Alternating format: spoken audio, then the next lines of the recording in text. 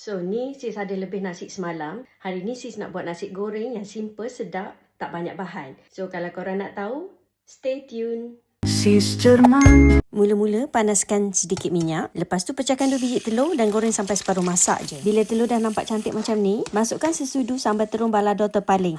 Inilah rahsia dia. Tak perlu nak cincang bawang, blend cili atau nak tambah macam-macam bahan. Semua rasa dah lengkap dalam satu sambal ni. Pedas, beraroma dan memang padu. Kemudian masukkan nasi yang berusia 1 malam. Kacau bagi rata sampai sambal dan telur bersalut cantik pada nasi. Lepas tu tabur sikit chicken seasoning je untuk naikkan lagi rasa. Gaul-gaul sekejap dah siap. Mudah kan? Tak banyak bahan, tak banyak kerja. Kalau nak tambah sayur pun boleh. Bila dah siap, boleh hidang dengan irisan timun, bilis goreng dan kacang goreng. Ikut suka korang lah, guna apa yang ada kat dapur. Walaupun nampak simple, jangan pandang rendah. Rasa dia memang sedap, berlemak, pedas cukup rasa dan memang tak mengecewakan. Kalau korang jenis suka masak cepat tapi nak rasa macam masakan kampung yang padu, wajib cuba sambal terung balado terpaling ni. Memang penyelamat bila tak ada idea nak masak. Dan yang paling best, promo kali ni tak masuk akal. Harga special, stok pun bergerak laju. Jadi jangan tunggu lama-lama. Grab sekarang sebelum habis. Link ada kat bawah, klik je dan terus check out.